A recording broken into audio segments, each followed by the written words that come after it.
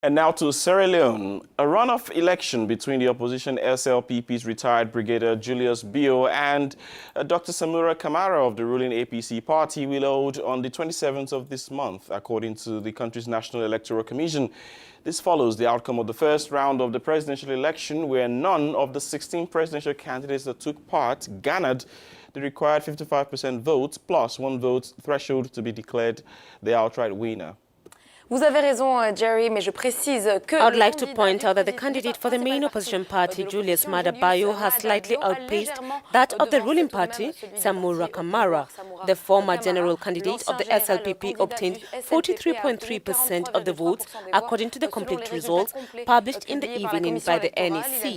The APC candidate, former Foreign Minister Samura Kamara, who received 42.7% of the vote, was beaten by nearly 15,000 votes.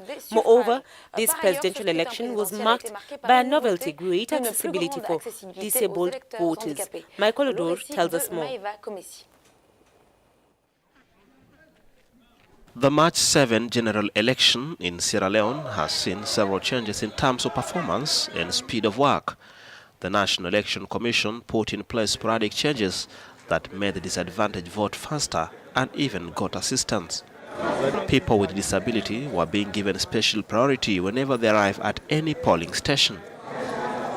Well, we made a provision for them to cast their votes because they are also eligible to vote as citizens of this country. So what we did, first of all, we create a new queue for them.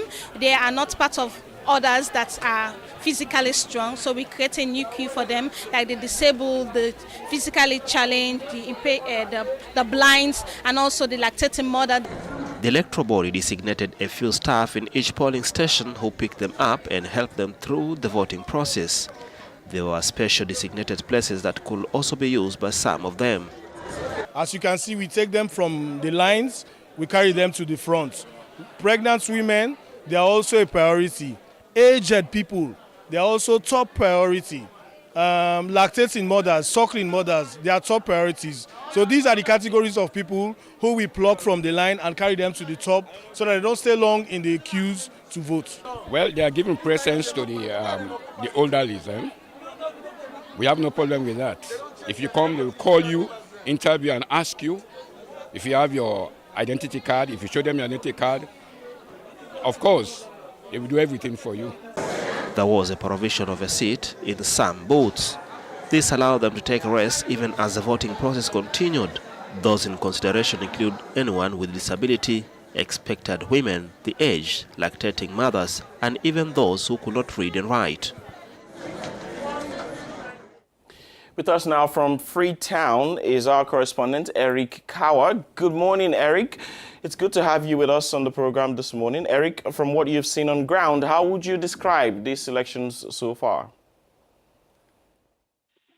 Okay, Sierra Leone's second multi-tier elections ended in a very competitive way, with 16 candidates contesting for the ever-coveted presidential seat.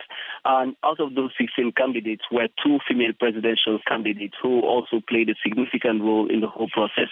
So we saw security personnel who were deployed in various parts of the country to ensure that they monitor the whole process. However, we also saw that there were fierce skirmishes between the police and some citizens, including some party agents. And one of the instances is the SOS Summer Minor School, which is one of the polling stations where we saw some party agents allegedly noted that they were excluded from the counting process. And many of the candidates had to campaign on different platforms and agendas. And in the manifesto, we saw most of them talking about education and talking about inclusion, bringing together women into the whole race and the rest of it. For the National Grand Coalition, they had to base their own whole campaign and manifesto on change. Many argue that, in fact, that is the reason why we have another rerun, because of the intervention of the National Grand Coalition, which took the third part in the whole polls. And we also saw the social media users largely involved in rumor spreading and fake news. In fact, something interesting, before even the National Electoral Commissioner had announced the official results, we saw the social media had already drafted a result to say that this is the result. Indeed, interesting. Eric, the opposition candidate Julius Bio reacted to the first round of results as if he already won, saying that elections are over. But his main challenger has asked supporters to be vigilant. How far have they both come in the race to replace President Bai Koroma, Eric?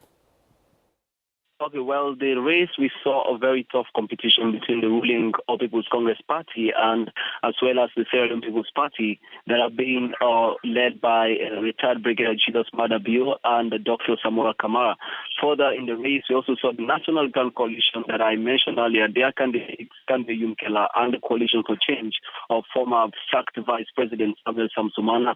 They also made a huge impact they took the third and the fourth positions respectively. So the National Electoral Commission actually released the result in 25%, and which they did 4 times, 25 to 50, 75 and 100. The commission received some complaints as well from malpractices from different political parties, and they stated in a press release that they counted 154 polling stations. According to law, a presidential candidate needs to obtain 55% to win outright. Julius Bio of the Sierra Leone People's Party won in the first round with 43.3%, and APC Samora Kamara with 42.7%, meaning no candidate reached the threshold of 50%, 55%, pardon.